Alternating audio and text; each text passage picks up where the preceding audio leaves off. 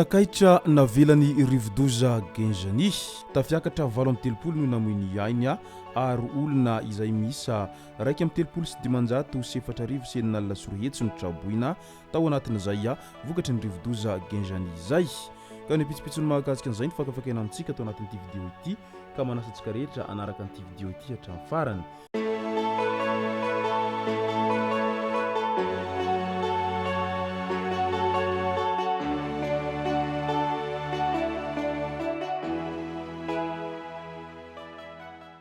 Nitonga tsy miaraba hono namantesitra ka dia faly miaraba isika rehetra mpanaraka tsy tapaka an'ity Chaine ity tenako amin'ity andron-drano ity araka an'izay efa natsipiko izay dia ny mahakasika ny vokatra izay navelan'ny Rivodoza genjany no tena iompanatsika ato anatin'ity vidéo ity. Fahavoazana navelan'ny genjany nanolotra vola $10 no OMS na ny fikambanana iraisam-pirenena momba ny fahasalamana hanohanana any Madagasikara noho ny voina izay nateraky ny Rivodoza genjany.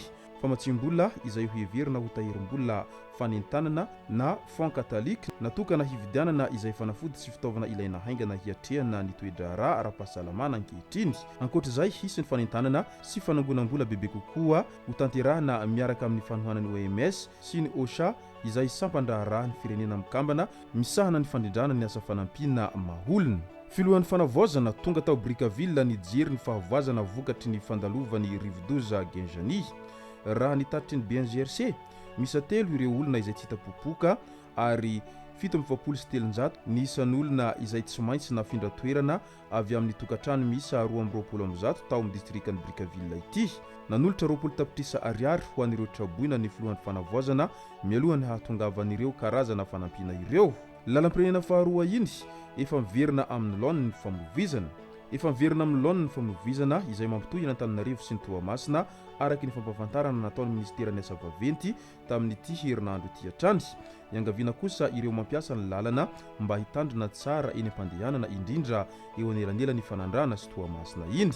Natao moa izay fanentanana izay mba hisorohana ny loza izay mety hitranga. Misy mangalatra indray ny taribin-jiro ao an-drano madio Toamasina ao ny jiro nefa efa tsy mandeha nefa mbola misy olona manao an'izay fanararaotana amin'ny fangalarana ny taribin-jiro izay hatrany. Izay le toe-tsaina mahavoisika malagasy izay tena tsy hiova mihitsiny. Takaitra navelany genjany vonina hanampy any Madagasikara ireo mpiara-mobonantoka iraisam-pirenena. Tonga hanolo-tanana any Madagasikara ireo mpiara-mobonantoka iraisam-pirenena taorian'ny antso izay nataon'ny fitondram-panjakana mikasika ny voina nahazo any Madagasikara noho ny fandalovan'ny Rivodoza genjany. Nisy avetrany araka izany ny fivoriana izay nirahany filohan'ny fanavaozana kolonely Razenina Mikaela tamin'izy ireo tamin'ny andro ny alakamisy 12 febroary 2024 maraina iny tao Toamasina tao. Fotoana izay nanamafisan'ireo mpiara-mobonantoka ny fahavononana hanampy sy hanarina ny takaitra izay navelan'ny Rivodoza genjany izany rehetra izany. Vondrona Europeana indray tonga tany Toamasina izy ireo nanao tomba ny fahavoazan'ny Rivodoza. Izy ireo ihany koa ny fiaramanidina ahafahana mitondra ireo tompon'andraikitra sy ny fanampiana ilaina amin'ireo toerana voakasiky Rivodoza ao Madagasikara ao araky ny voalazan'izy ireo hatrany. Famatsinjiro nosy varika indray niainga avy ao Mananjary mbola ny Toamasina hatrany miara-mientana ny voaka sy ny komina manadio ny tanàna. Raikitra ny fanadiovana tanàna ao Toamasina amin'izao fotoana izao miara-mientana ny voaka sy ny komina amin'ny fanadiovana sy maka ireo fako eny amin'ny arabe. Nanolotra trakter ifanampiana amin'ny komina ny orinasa SMMC ho fanamorana ny fanadiovana sy ny fanalana ireo hazo tapaka rehetra eny anivon'ny fokotany dia miantso ny vahoaka ny eo anivon'ny komina ambony vohitry ny Toamasina mba hamoaka ireo hazo tapaka eny amin'ny sisiny arabe ahafahana maka izany raha ny fanazavana izy ireo hatrany. Firenena mikambana indray nanolotra $10 tapitrisa hiatrehana ny takaitra izay navelan'ny Rivodoza fitia sy genjany. Namoaka vola ho an'ny Madagasikara izy ireo tamin'ny alalan'ny tahirim-bola ho an'ny vonjitaitra na sherf ny firenena mikambana izay. Mizara roa ny fomba fampiasana io vola io ka ny $2 tapitrisa hamalina ny filana maro lafy mandritra ny 3 volana taorian'ny fandalovan'ny Rivodoza fity. Olona mandidina ny 3 alina any amin'ireo distrika tena voamafy ao amin'ny faritra Boeny no kendrena amin'izany. Ny $3 tapitrisa kosa efa navoaka ny firenena mikambana talohan'ny fahatongavan'ny Rivodoza genjany tao Toamasina raha ny fanazavana hatrany. Voalaza fa efa nanomboka ny talata 10 febroary 2024 lasa teo iny ny hetsika mifandraika amin'izany ary toy mandritra ny volana maromaro ka tratra 3,700 isa ny olona isitraka ny fanampina araky ny voafaritra ao amin'ny fanarahana mifehy ny fanomezana izany vola izany. Itsankilan'izay any Toamasina trany efa tonga ny groupe izay misy roa ilaina amin'ny famatsiana ny rano.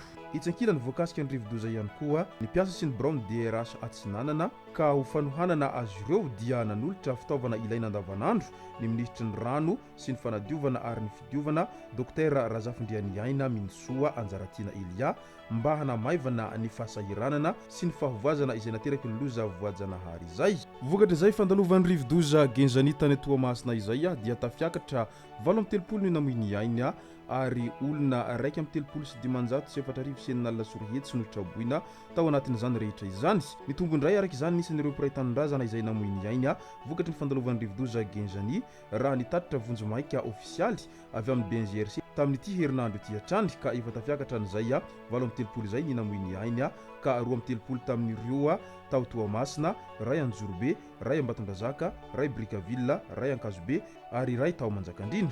Tafiakatra 1,7 sy enina sorihetsy kosa ny olona traboina ao anatin'ny tokantrano 17,7 isa. Tatitra avy amin'ny distrika misa 20 miparitaka ao anatin'ny faritra misa 10 ahitana faritra Atsinanana, Analamanga, Andalanjorofo, Itasy, Aloatra Mangory izany rehetra izany. Midika izany fa tena nandravarava iny Rivodoza Genzani iny ka nahatonga an'izao fahavoazana maro izao. Nandravarava mafy araky izany ilay Rivodoza Genzani tany Toamasina tany indrindra satria maro dia maro raha izany tanisa izay voaray tao anatin'izay fandalovan'ny Rivodoza Genzani izay isan'ny nahafatolona betsaka nanerana ny nosy izany indrindra fa ry zareo tao Toamasina dia tena lasibatra mafy tao anatin'izay fandalovan'ny Rivodoza Genzani izany ary mbola maro moa ireo trabona hatramin'izao tenenantsika izao any Toamasina satria mbola maro amin'izy ireo tsy manan-kialofana na dia efa miezaka manao entso zavatra azy ny fitondrana amin'izao ankehitriny izao mba hanampy an'ireo fianakaviana traboina sy sahirana any Toamasina any taorian'izay fandalovan'ny Rivodoza Genzani izay. Ka noho izany dia mankahirany piraitanindrazana trany manoloana izay olana izay sedren'izy ireo amin'izao fotoana izao engane mba tsy hoisy tsony izay fahasimbana sy faharavana fanana izay amin'ny sisa eo. Izay no masaka azona roso tao anatin'ity vidéo ity tompo lasy tompo vavy misaoratsika rehetra nanaraka an'ity vidéo ity hatramin'ny farany. Aza dino ny milaiky ny vidéo antsika ary tsy rovatrany miabone amin'ny chaîne antsika mba ahafahanareo manaraka tsy tabaka ny vidéo izay lefa nahito sanandro. Tompo lasy tompo vavy mankasitraka dia mirary soa.